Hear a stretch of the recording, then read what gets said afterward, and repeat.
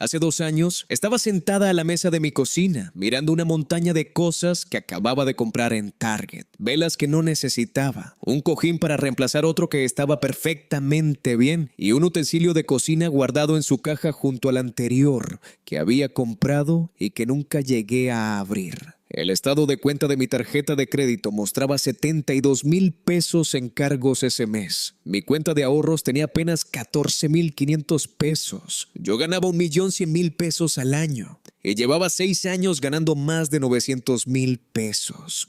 Básicamente, no tenía nada que demostrar tras todo ese tiempo.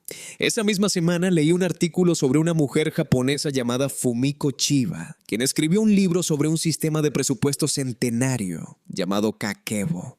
Lo que me llamó la atención no fue el sistema en sí, fue un detalle oculto en el artículo. Chiba mencionaba que muchos de los hogares japoneses que estudió habían estado usando alguna versión de estos hábitos financieros durante generaciones. Las abuelas se los pasaban a las madres y las madres a las hijas. Familias construyendo riqueza en silencio a lo largo de décadas, utilizando principios tan simples que resultaban casi insultantes comparados con los complicados consejos financieros que yo había estado consumiendo en YouTube e Instagram durante años. Pero aquí está lo que realmente me impactó. La relación cultural de Japón con el dinero, casi el opuesto exacto de la de México. En México celebramos el gasto, coche nuevo, casa nueva, guardarropa nuevo. Felicidades, la riqueza se exhibe, es visible, se publica. En Japón, la riqueza se oculta. Se considera de mal gusto mostrarla. La moderación financiera no es un sacrificio, es un valor. Incluso hay una palabra para eso, tsutsumashi. Significa, más o menos, ser modestamente reservado y conlleva un profundo respeto social. Mientras más discretamente vivas, más te admiran. En México, mientras más discretamente vivas, más asume la gente que estás pasando por un mal momento. Empecé a aplicar estos principios japoneses sobre el dinero en mi propia vida, uno a la vez, durante el año siguiente. No cambié mis ingresos. No empecé un trabajo extra. No cancelé todas mis suscripciones ni dejé de comer fuera por completo. Simplemente cambié la filosofía que había detrás de mis gastos. En 12 meses pasé de tener 14,500 pesos en ahorros a más de 340,000 pesos. Mismo trabajo, mismo sueldo, mismo departamento, diferente sistema operativo. Este video trata sobre ese sistema operativo. 10 hábitos japoneses sobre el dinero que construyen una riqueza discreta y duradera, y de los que la mayoría de los mexicanos nunca han oído hablar. Cada uno de ellos es aplicable a tu vida financiera en México ahora mismo en este 2026, sin importar cuánto ganes. Algunos te parecerán prácticos de inmediato, otros desafiarán tu forma de pensar sobre el dinero a un nivel mucho más profundo que los presupuestos y las hojas de cálculo. Vamos a entrar en detalle. Kakebo, el libro de cuentas del hogar escrito a mano. Esta es la base y tiene más de 120 años de antigüedad. El Kakebo fue inventado en 1904 por Hani Motoko, la primera periodista mujer de Japón, en una época en la que las mujeres en ese país casi no tenían autonomía financiera. Ella lo diseñó como una herramienta para que las amas de casa tomaran el control de los gastos familiares usando nada más que un cuaderno y una pluma. La idea es brutalmente simple. Al principio de cada mes anotas 4 cosas a mano. ¿Cuánto dinero va a entrar? ¿Cuánto necesitas para tus gastos fijos? ¿Cuánto quieres ahorrar? ¿Y cuánto te queda para gastar? Después, cada santo día, anotas lo que gastaste y clasificas cada compra en una de estas 4 categorías. Necesidades, deseos, cultura, que incluye educación, libros y experiencias, y gastos inesperados. Al final del mes, revisas todo y te haces 3 preguntas. ¿Cuánto ahorré? ¿Qué salió bien? ¿Qué puedo mejorar el próximo mes? Eso es todo. Ese es el sistema completo. Suena casi demasiado simple para funcionar, y es exactamente por eso que funciona. Esto es lo que hace al Kakebo diferente de cualquier aplicación de presupuesto en tu celular. El acto físico de escribir obliga a tu cerebro a procesar cada compra de manera consciente. Cuando pasas una tarjeta y un número parpadea en una pantalla, tu cerebro apenas lo registra. Pero cuando te sientas por la noche y escribes, plataformas de comida a domicilio, 750 pesos deseos, tu mano le está diciendo a tu cerebro algo que tu aplicación jamás podría. Elegiste gastar 750 pesos en comida a domicilio. Eso fue un deseo, no una necesidad. No fue cultura, fue un deseo. Quienes lo practican afirman que el kakebo puede reducir el gasto innecesario hasta en un 35%. Yo no alcancé el 35% en mi primer mes, pero logré alrededor del 22%, lo que con mis ingresos de ese entonces significó unos 20,000 pesos ahorrados en un solo mes gracias a un cuaderno que me costó 50 pesos. La razón por la que esto importa específicamente en México es que el 47% de los mexicanos comenzaron el 2026 sin ningún tipo de presupuesto, según datos de YouGov. Entre los que sí llevan un presupuesto, la mayoría usa aplicaciones que automatizan el proceso, lo que significa que nunca desarrollan esa conciencia sobre el gasto que el kakebo construye. La aplicación hace el trabajo. Tu cerebro se queda dormido. El kakebo obliga a tu cerebro a despertar. Y una vez que está despierto no se vuelve a dormir fácilmente.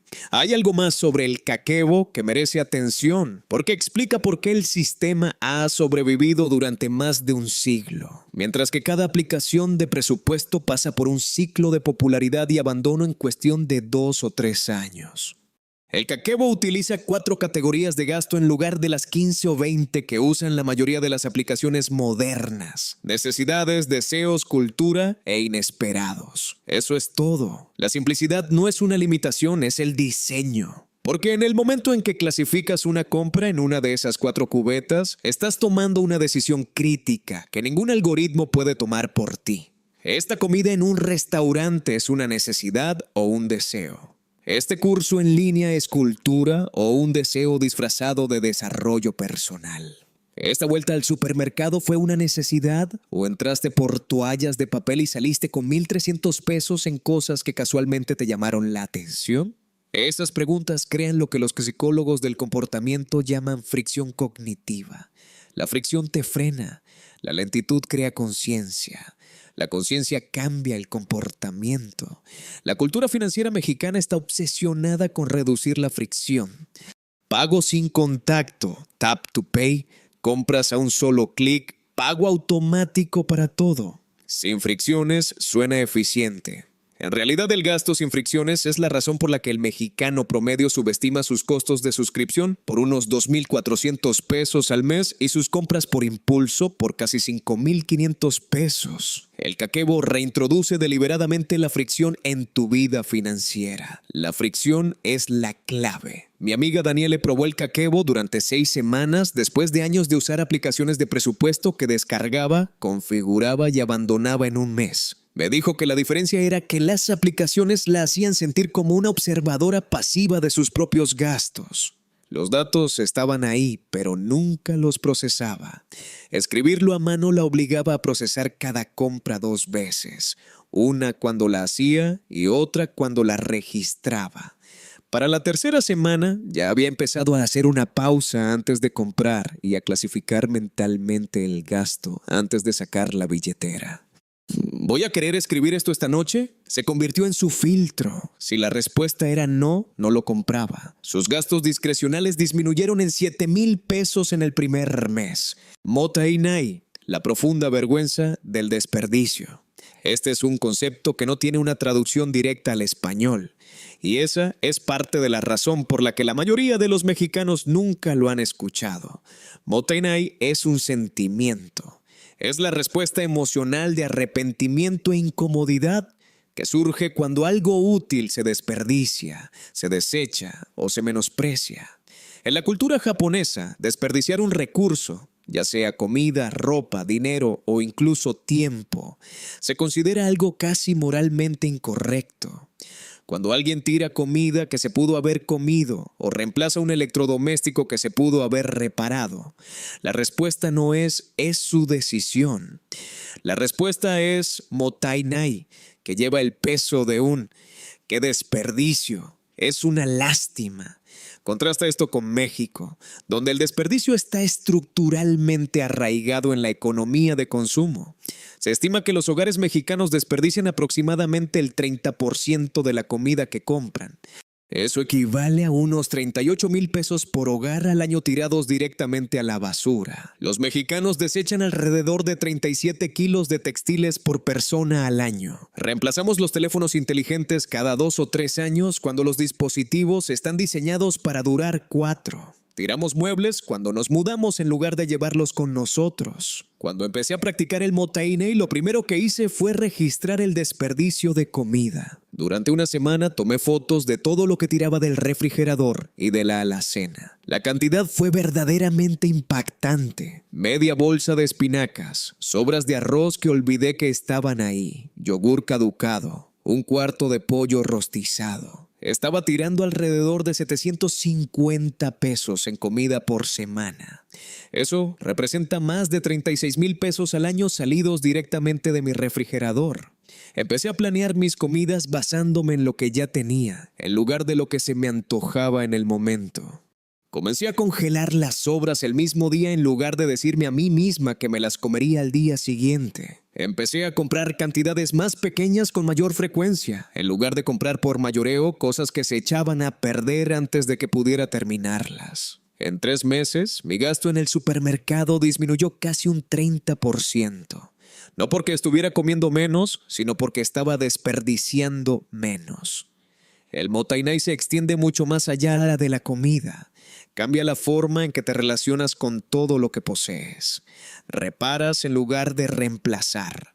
Usas algo por completo antes de comprar la siguiente versión. Encuentras un segundo propósito para los objetos antes de desecharlos. En Japón existe una tradición llamada kintsugi, donde la cerámica rota se repara con un adhesivo barnizado de oro en lugar de tirarse. La reparación se vuelve parte de la belleza del objeto. La grieta no disminuye su valor, se lo añade. Aplica esa filosofía a tu vida financiera.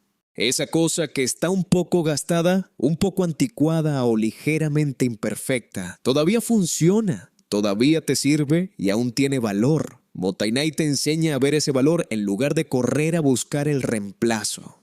Hara Hachibu, comer hasta estar un 80% lleno. Este principio proviene de las enseñanzas de Confucio y se practica ampliamente en Okinawa, Japón, una región que tiene una de las mayores concentraciones de centenarios en el mundo. La idea es simple. Deja de comer cuando te sientas aproximadamente un 80% satisfecho, en lugar de comer hasta quedar completamente lleno. La mayoría de los mexicanos comen hasta sentir malestar. Retacamos los platos. Pedimos todo en combo grande. Ordenamos entradas, platos fuertes y postres, y nos sentimos obligados a terminárnoslo todo porque ya lo pagamos. Las implicaciones financieras del Hara Hachibu son enormes cuando lo trasladas más allá de la comida y lo conviertes en una filosofía general de lo que es suficiente. Significa que no llenas tu vida al 100% de su capacidad. Dejas espacio en tu estómago, espacio en tu closet, espacio en tu presupuesto y espacio en tu agenda. Ese 20% restante no es privación, es un margen. Y en el margen es donde vive la riqueza. En términos prácticos, aplicar el Hara Hachibu a los gastos significa dejar aproximadamente el 20% de tus ingresos sin tocar. Si ganas 75,000 pesos al mes después de impuestos, vives como si ganaras 60,000 pesos. Esos 15,000 pesos se van a para ahorros e inversiones de forma automática.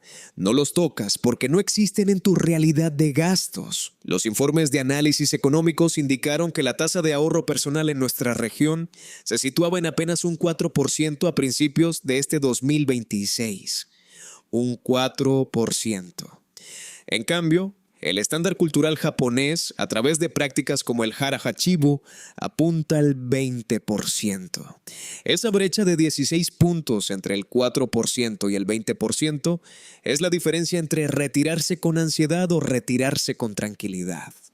con un sueldo de 1,000,000 de pesos al año. Es la diferencia que existe entre ahorrar 40,000 pesos anuales o ahorrar 200,000 pesos. A lo largo de 30 años, con un rendimiento del 8%, esa brecha se convierte en la diferencia entre tener aproximadamente 5,2 millones de pesos o tener 26,4 millones de pesos. Hay una capa más profunda en el Hara Chibu que va más allá de las matemáticas del ahorro. En Okinawa, de donde es originaria esta práctica, no se enseña como un truco de dieta o una estrategia financiera. Se enseña como una forma de respeto. Respeto por la comida, porque no la desperdicias por consumir en exceso. Respeto por tu cuerpo, porque no lo cargas innecesariamente. Respeto por el futuro, porque dejas recursos disponibles para el mañana en lugar de consumirlo todo hoy. Esa palabra, respeto, es lo que a veces hace falta en la cultura financiera mexicana. No respetamos a nuestro yo del futuro. Sacrificamos la riqueza del mañana por la comodidad de hoy con una consistencia alarmante. El mexicano promedio arrastra alrededor de 115,000 pesos en deudas de tarjeta de crédito con tasas de interés promedio muy elevadas. Esa deuda es comodidad prestada. Es el equivalente financiero a comer hasta estar al 120% de tu capacidad y luego preguntarte por qué te sientes enfermo. El Arahachibu aplicado al dinero no es solo una estrategia de ahorro, es una forma de amor propio. Es decirle a tu yo del futuro, dejé algo para ti, no me lo consumí todo. Esto no es un consejo financiero, pero quiero que pienses en cómo sería tu vida si trataras al 80% como tu techo en lugar de tu piso. El 80% de tus ingresos gastados. El 80% de tu closet lleno. El 80% de tu fin de semana programado. Ese 20% restante es un espacio libre. Es un respiro. Es un margen. Es el espacio donde vive la resiliencia financiera, donde se pueden aprovechar las oportunidades sin tener que endeudarse, donde una emergencia sigue siendo un inconveniente y no una catástrofe. Una mujer llamada Carla, que trabaja en la administración de un hospital, empezó a aplicar el Hara-Hachibu a sus finanzas hace 18 meses. Calculó el 80% de su salario neto, que eran unos 64,000 pesos de un total de 80,000 pesos, y se comprometió a vivir dentro de ese límite. Los 16,000 pesos restantes se fueron directamente a una cuenta de ahorros de alto rendimiento y a un fondo de inversión. En 18 meses, Carla ahorró e invirtió más de 280,000 pesos. Me dijo que la parte más difícil no fue la reducción de los gastos, sino reprogramar su cerebro para ver ese 80% como algo abundante en lugar de algo restrictivo.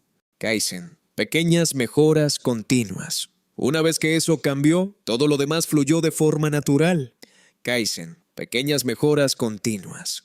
La mayoría de los mexicanos conocen esta palabra por el mundo de la manufactura. Toyota la hizo famosa como filosofía de producción. Pero en la vida diaria japonesa el Kaizen se aplica a todo, incluyendo las finanzas. El principio es que no intentas reestructurar tu vida con un solo movimiento dramático. Mejoras un 1% repetidamente durante un periodo de tiempo muy largo. Aplicado al dinero, el Kaizen se ve así. Este mes, reduces tu gasto en restaurantes un 10%. No un 50%, un 10%.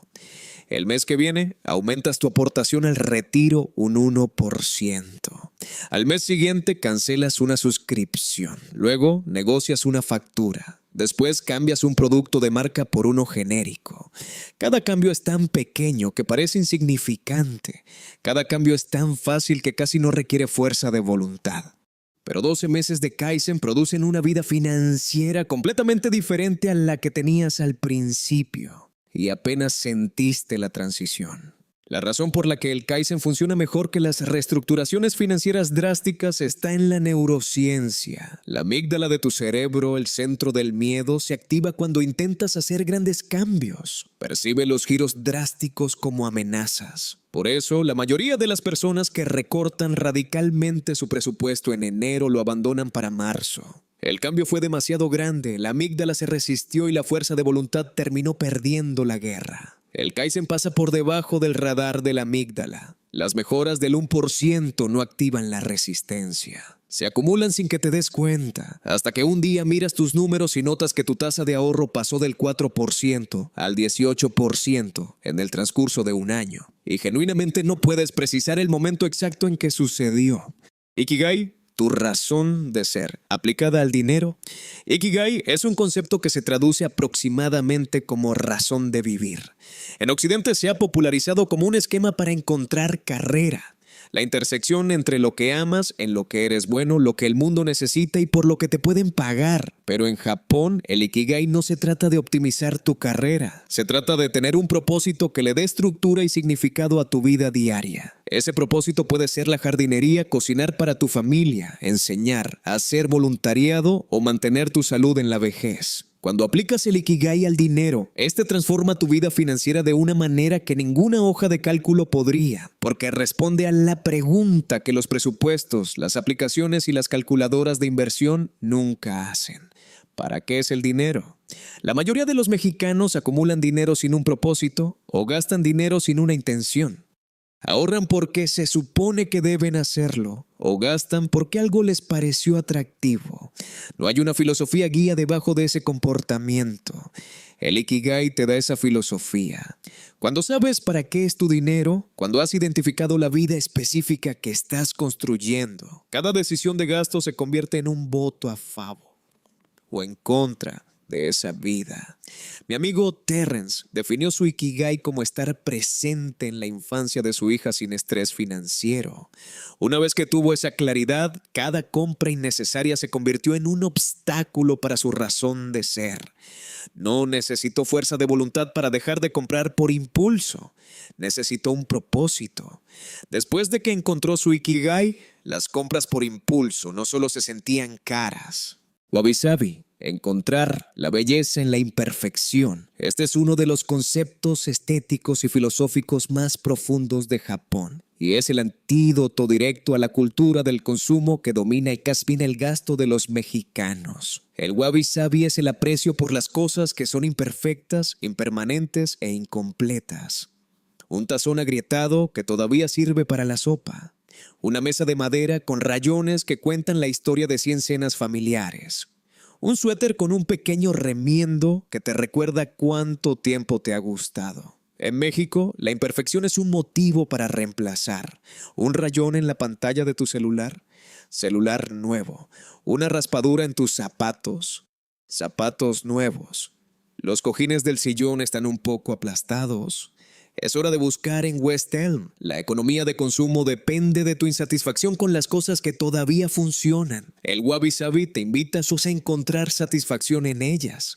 El impacto financiero de este cambio de mentalidad es asombroso cuando lo calculas a lo largo del tiempo. Los mexicanos gastan aproximadamente 170,000 pesos al año en las categorías más impulsadas por la insatisfacción: ropa, muebles para el hogar y aparatos electrónicos. Si el Wabi Sabi redujera ese gasto aunque fuera un 25%, al ayudarte a conservar las cosas por más tiempo, reparar en lugar de reemplazar y valorar lo que ya tienes, serían unos 42,500 pesos al año redirigidos al ahorro.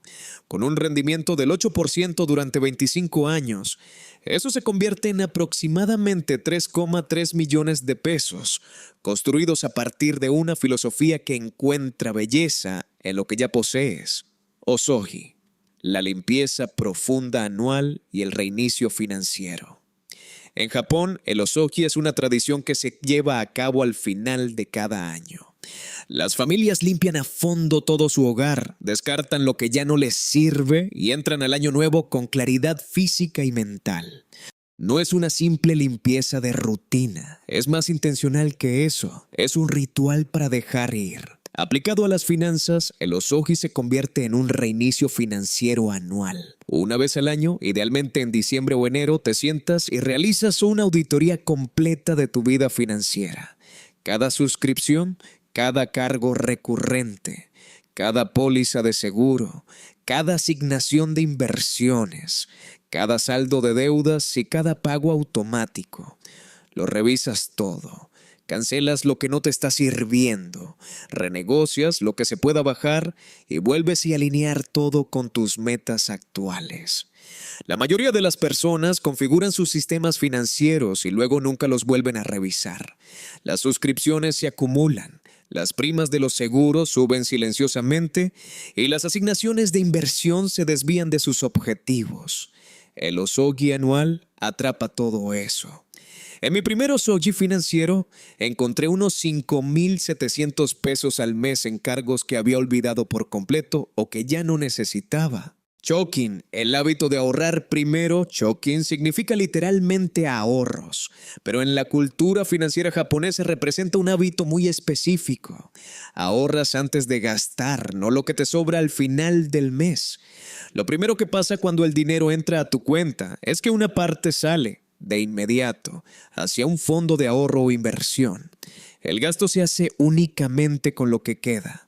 Esto es lo opuesto a cómo operan la mayoría de los mexicanos.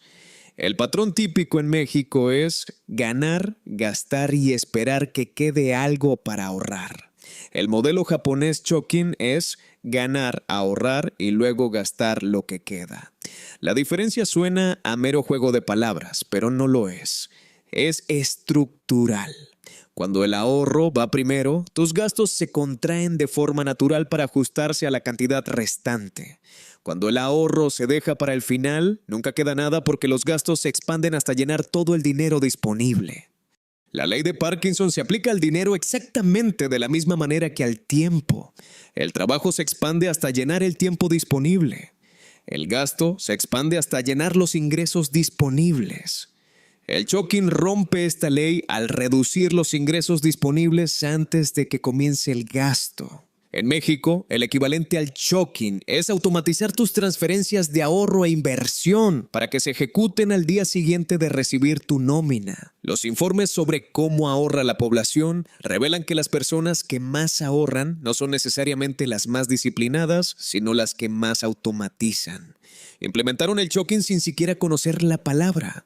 Permíteme mostrarte cómo se ve el Chokin en pesos mexicanos reales con un ejemplo específico, porque las matemáticas son las que hacen que este hábito sea innegable.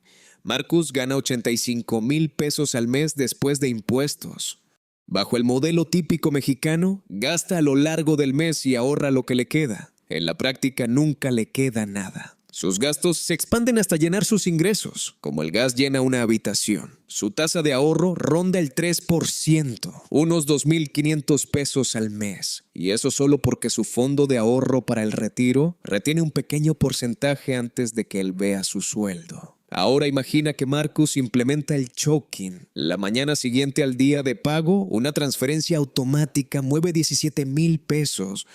El 20%, a una combinación de su fondo para el retiro y una cuenta de ahorros de alto rendimiento. Él nunca ve ese dinero.